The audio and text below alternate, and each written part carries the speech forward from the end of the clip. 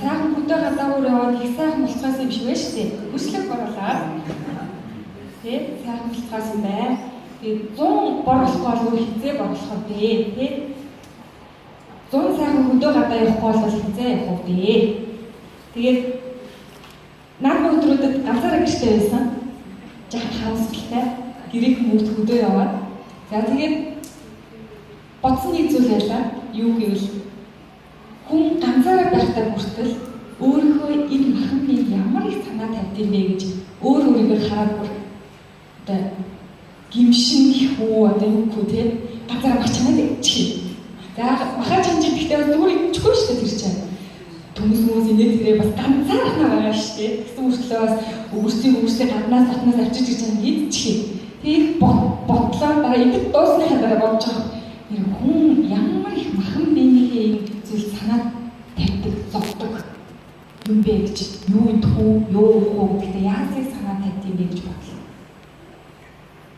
Тэгээд дахиад нэг зүйлийг бодсон юу гэвэл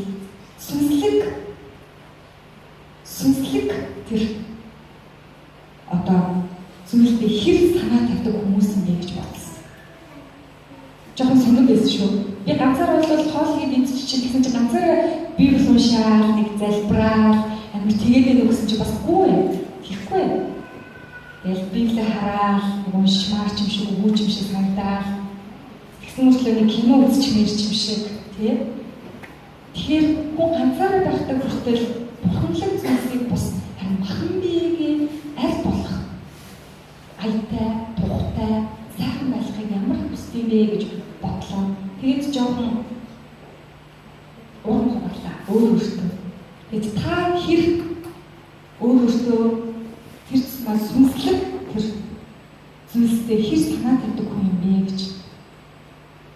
Та яг над шиг махан биенийхээ дур хүсэлтэй баригдаад за тэр хоолноос хувцас хүмүүстээ санаа тавьдаг нэгэн байна уу? Сквал та сүнслэг зүйлсийг нэгдүгээр тавьдаг хүн гэж.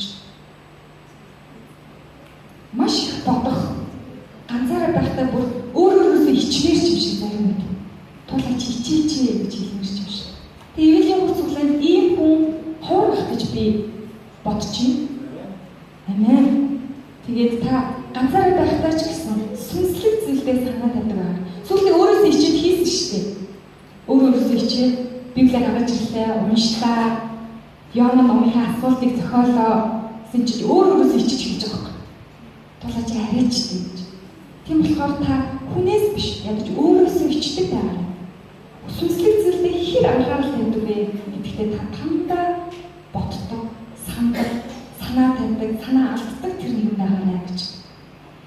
Тэгээд Даниэл ном маань одоо ерөнхийдөө дуусчих юм угаас дуусчлаа. 12 бүлэгтэй.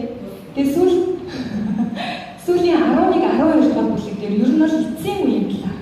Эцсийн өдөрт юу тохиолдох вэ гэдгийг Даниэл бурхан үзэгдлээр харуулсан тэр зүйлсүүд даа.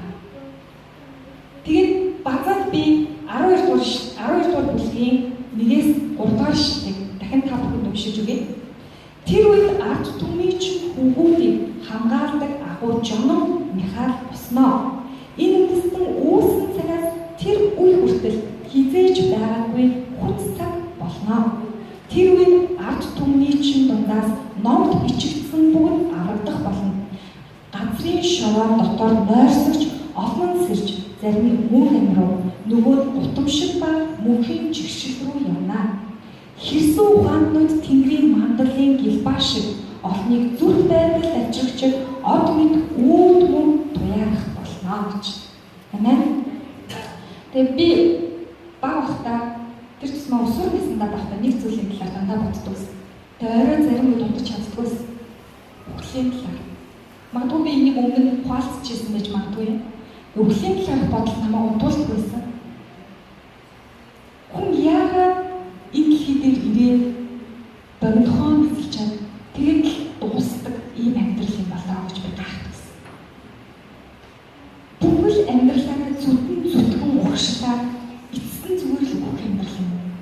Тэгэл дуусах ямар утгагүй амьдрал вэ гэж би бодчихсон.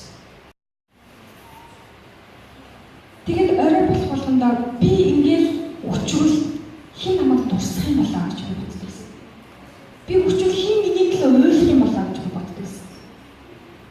За аав, ээж, ах, эгч хамаатан заавсрээд хэлсэн найз. Тэгэл би дуусах юм биш. Тэгэл энэ амьдрал коммент. Тэгээд би яах юм бэ гэж. 12, 13 настай байхдаа надад тэгж боддог байсан. Тэгээд тэгж бодохоор зарим үед бүр нэг унтаж чадахгүй ганцхан нэг уйлаа. Тэгээд хүчих юм бол нэр яах юм бэ гэж боддог байсан. Тэгээд нэг зүйлийг хийсэн юу гэвэл би тэгвэл ахуй юм бол гэж бодсон. Ядаж нэг 20-30 жил нэг дуусагдчих. Тийм нэг хүн болох юм гэж бодсон. Тэг өөрийгөө нэг харсан юу болох вэ гэж. Тэгээд надад хамгийн түрүүнд би кино үзэх их дуртай байсан. Тэгээд жүжигчин болъё гэж бодсон. За авьяас мавьяас би нэг жүжигчин болчихё гэж бодсон. Тэгээд жүжигчин болъё гэж бодсон чинь авьяас дутаад чадахгүй юм шиг байлгаа. Тэгэхээр за тэгвэл юу болох боломжтой вэ гэж надад сэтгүүлч болох. Би баг баг нэг бичдэг, за нэг уншичдаг, нэг тиймэрхүүсэн болохоор за нэг сэтгүүлч болчихсон юм билүү гэж бодож байсан.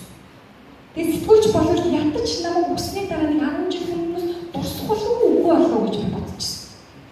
Тэгээд айдас минь намайг юу руу чиглүүлсэн бэ гэвэл тэр нөгөө нэг сэтгүүлч болох тэр зүйл рүү чиглүүлсэн. Тэгээд яг сэтгүүлч болоход одоо нөгөө нэг конкурс одоо юуны хийшгийн шалгалтыг өгөөд тэнцэн чи манай гэр юу ч гэсэн нэг бол намайг хот руу явуулахгүй, хот явж сурахгүй. Айлын ганц өхнийг хот руу аваачаад яачих ч юм бэ. Сугаад тэг би нэг жил өмчгөлөө дахиад би яаш өгье гэж шийдвэр гаргаад дахиад бэлдсэн. Тэг доктор минь юу хийсэн гэвэл би сэтгүүлч болно. Гэхдээ цаана муудчихсэн зүйл юу хийсэн бэ гэвэл үхлээс айсан хайцсан. Тэгээд үхлээс айсан айсан намайг юу руу чиглүүлжсэн бэ гэвэл жоохон ч юм нэг төлөв хүчин болоод сэтгүүлч болох. Тэгээд би жил өмчгөлөө за нэг ажил хөрөл хийж мэж инээд ирээ гэж байгаа. Тэгээд дараа жилээс нь хэлж сурсан. Тэгсэн чинь нэг сонин зүйл болсон юм бэ гэвэл яг тэр 9 сарда мэйлийн банкнд цуглаад ирсэн. За тэгээд ирээд нэг зүйлийг мэдэж авсан юу вэ гэвэл бурхан бүр мөнгө амиг өгд юм байна гэсэн. Үхэл бол төгсгөл биш. Харин эхлэл юм байна гэсэн. Тэгсэн чинь нөгөө хүн чи юу болсон бэ гэвэл тайвширсан. Цуглаандаа л явж ивэл арга болох юм шиг санагдаад нэг сайхан болоод тайвшраад нэг юм хүн тачааг ингээд нэг аваа хайж чад гэхээр нэг хоо болчихсон юм шиг яг тийм мэдрэмж төрж гисэн. Тэр жоохон нэгдүгээр курсын амир ингээд хичээгээл бүгдсэн чинь хоёроос жоохон сулраад нөгөөдөг чинь нөгөө цуглааны хажуудаар сургуультаа яваал. Уулнаас сургуулийн хажуугаар цуглааны яваад цуглааны хажуугаар сургуультаа явж гисэн. Цаг гарвал цуглаанаараа байж яндаг. Цаг гарвал дөгтөө за хинтэй ч үеийн цуглааныхаа хүүхдүүдтэй уулзсан ийм болчихсон. Тэгээд нэг зүйлийг тэр айцаас нь салгасан зүйл бол Есүс Христ итгэдэг хүн. Есүс Христийн авралт итгэдэг хүн мөнх амиг авт юм байна. Энэ үнэнд та нарыг ч гэсэн та бүхнийг ч гэсэн хараад зүрхэндээ жоохон дутмаг байгаа бол та итгэхээ гэж би хүсэж байна. Хизээ нэгэн цагт дуусах энэ амьдрал та бити зүтгэр. Харин мөнхөд байх тэр гайхамшиг тэр мөнхийн усад та санаа тавиад гэж. Тэгээд нэг зүйл хийсэн тэр үед ард түмний чинь дундаас номд бичигдсэн бүх аврагдах болно гэж хэлсэн. Ямар ном бэ? Энд Даниэл ямар номын тухай хэлж өгсөн? Магадгүй би нэг амийн ном байх гэж үзсэн. Амийн номонд нэр бичигдсэн тэр бүгд аврагдах болно. Тэгвэл яаж бичигдэх юм бэ? Илчлэл 7-р бүлгийн 14-р эшлэлээр хурганы цусаар дээлээ угаасан хүн бүр номонд бичигдэх болно гэж хэлсэн. Тийм учраас Есүс Христийн цусаар угаагдсан тэр нэгэн, Есүс Христийн цусанд итгэдэг тэр нэгэн номонд бичигдэх болно. Түүний нэр. Зарим үед та итгэгч юу гэж асуухад хүмүүс итгэгчээ гэдэг. Та аврагдсан нэгэн үү гэж асуухад хүмүүс эргэлзэж хэлдэг. Яагаад гэвэл Есүс Христ таны төлөө загламай дээр цовдлогдсон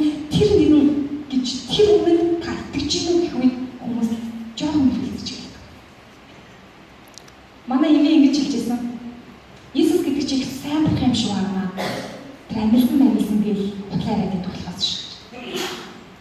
Хүмүүс зарим яг ийм зүйлс итгэдэг. Бурхан миний амьдралд зүйл хийж өгөхгүй. Тэгвэл та аврагдсан хүн мөн үү? Таны нэр баталгаатай амийн номд бичээстэй байгаа юм. Та энийг зүрх сэтгэлдээ бодоорой. Хэрвээ таны нэр амийн номд бичигдээгүй бол та мөнхийн тэр улсад орох боломж байхгүй болно.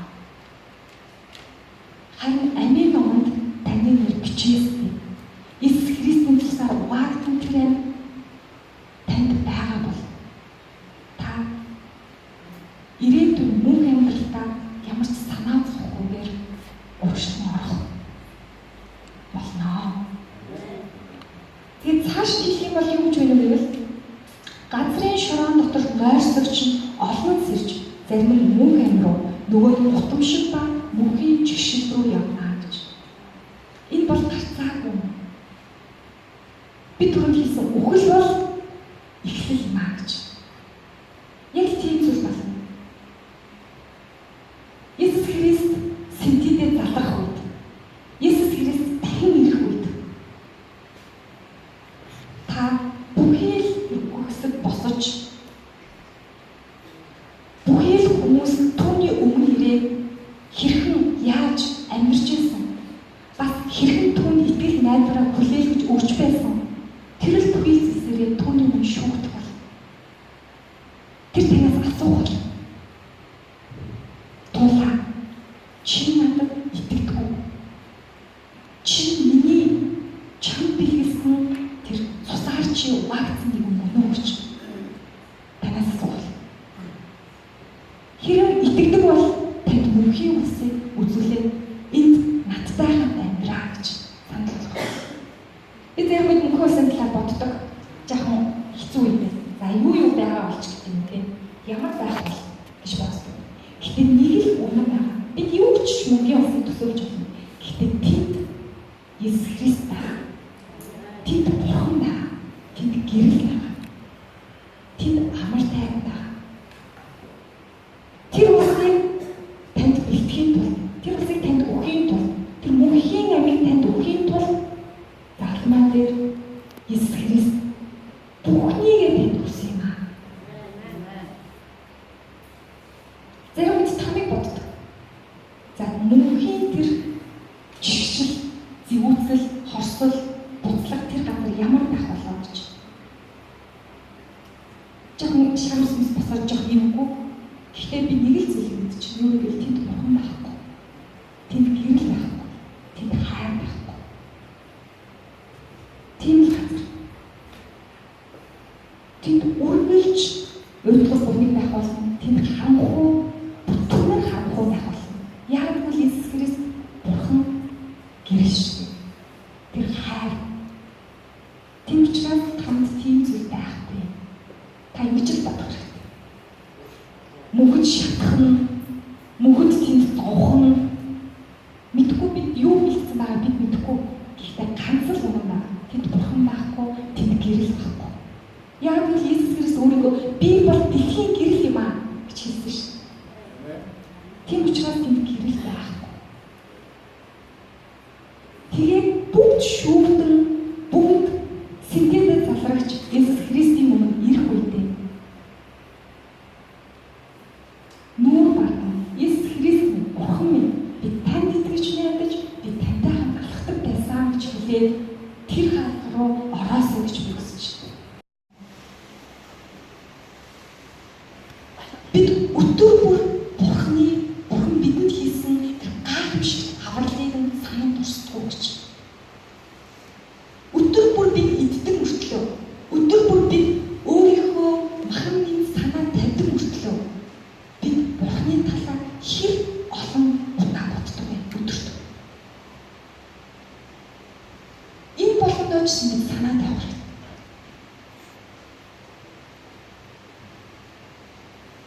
Цааш нь харах юм бол хэрсүү ухаанууд Тэнгэрийн мандлын гэлбаа шиг олныг зүрх байдал авчлагчид од мэд өвд мөнх туяарах болно гэсэн. 11-12 дугаар бүлэг дээр нэг зүйл автагдан гарч байгаа нь юу вэ гэвэл хэрсүү ухаан. Хэрсэн ухаан гэж юу вэ?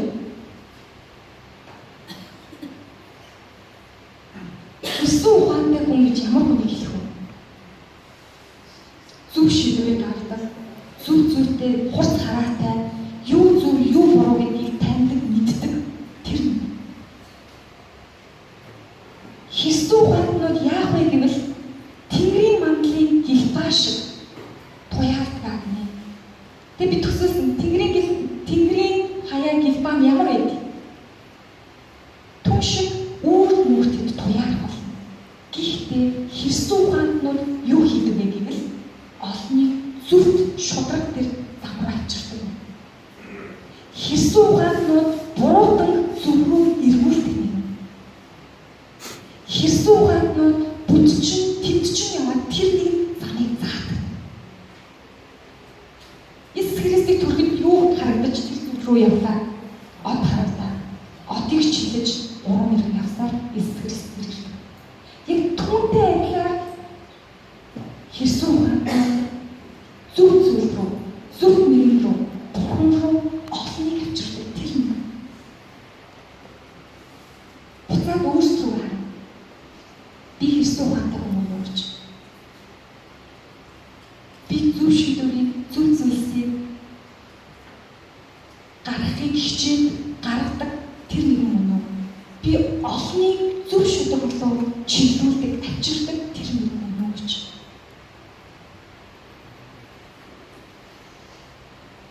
Магадгүй өнөөдөр шинээр ирсэн хүмүүс бас хоорхон байх баг. Өмнөх 27 хоногт яасан гэлээ? Байхгүй. Бидэнд хийх ажил зөндөө нөгөө тариа, цайраад, хураалтанд бэлэн байна. Гаргахад харин ажиллаж зүүн байна гэж. Тийм болохоор бид нэр ажиллаа хийж тэр хураах хэрэгтэй байгаа тэр тариаг хураагаад тийшээ явах байгаа тэр нэгнийг зөвхөн эргүүлээд чагууцлаад зуураад тэр хүмүүс тийшээ явах гэдэг харамсалтай биш гэж үү? Бид л өөрсдөө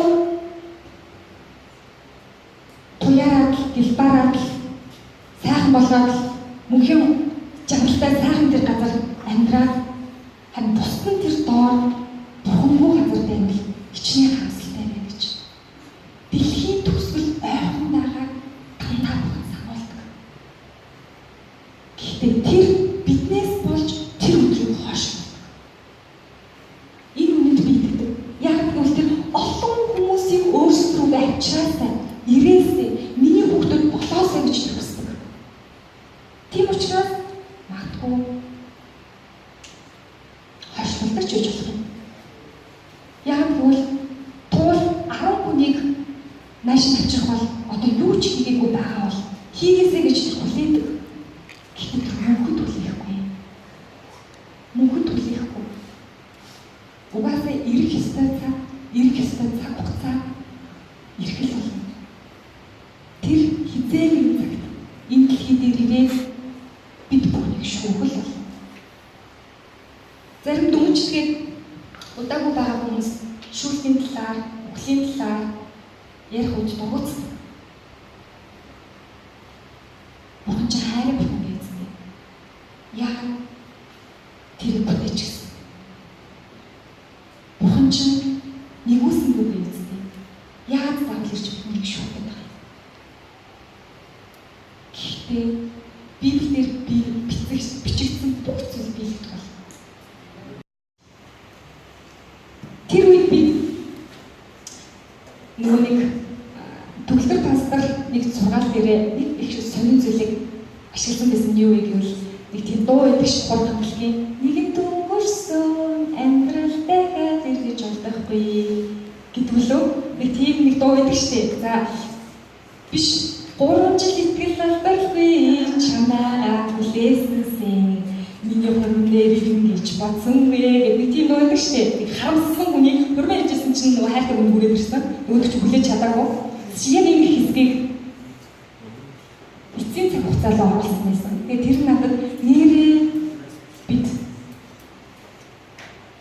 Бурхныг ирсний дараа ирэх юм уу? Би итгэл алдалгүй хүлээж ирсэн.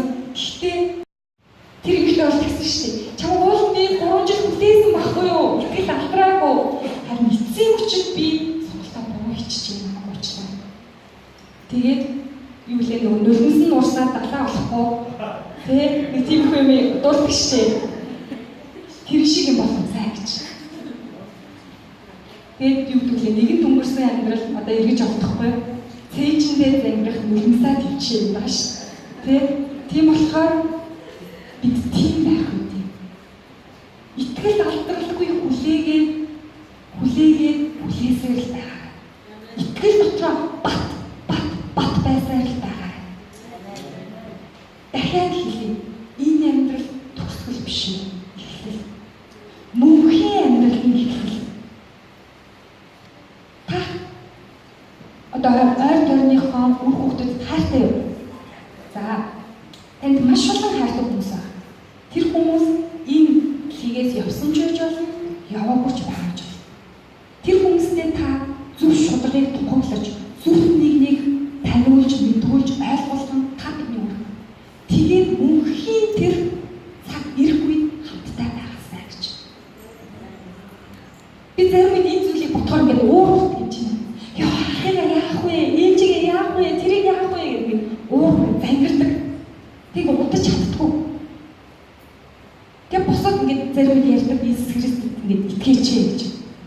Одоохондоо хаалттай байна. Гэхдээ би итгэдэг. Баг нээгээд би хайртай бүхий л хүмүүстэй эзэн Иесусыг эргүүлж хамтдаа цуглаанд явна гэдэгтээ баттгтэй. Би хизээч ганцаараа тийш явахгүй. Би маш олон хүнийг аваад тийш явах. Тийм учраас таачсан яг ийм зүрх сэтгэлээр бодоорой.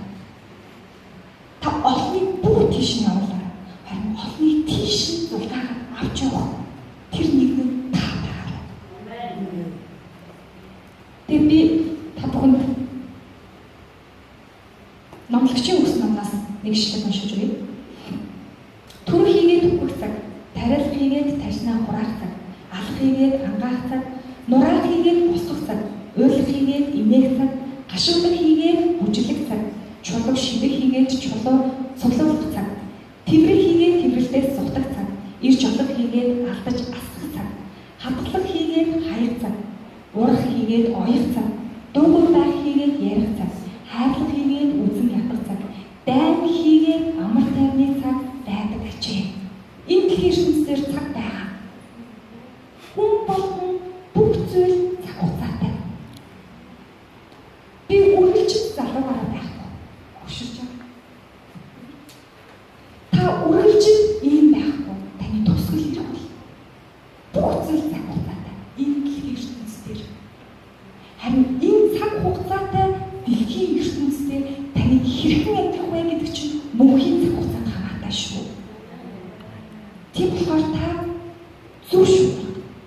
Гайхамшиг тэр бурхан итгэж найдаж түүний авралыг өдөр бүр цаг тутам биш юм аа гэхэд өдөрт ядаж нэг удаа дусдаг сандаг олныг түнлүү аваачихын тулд хичээн зүтгэдэг тэрний байгаасай. Тэгээд таны мөнхийн тэр улс руу маш олон хүмүүсийг дагуулж очих. Тэр өрөөлөн танд байгаа шүү гэж би хэлхийг хүсэж байна. Тийм учраас та олныг зүтгэдэг болов аваачдаг юм дагаарай. Тэр нөгөө нэг дууны банддаг бүсгүй шиг биш те. Тэмцээр эцэст нь би суусан өөр хүндээ суучлаа гэж хэлэх тэр нэгэн биш. Иесус Христийг ирэх цагт цээжиндээ зангирах нулимсаа төвчих тэр нэгэн биш. Харин түүний өмнө зогсоод итгэлтэйгээр тийм ээ бурхан минь би танд итгэж нэгэн гэж хэлээ мөнхийн улс руу орох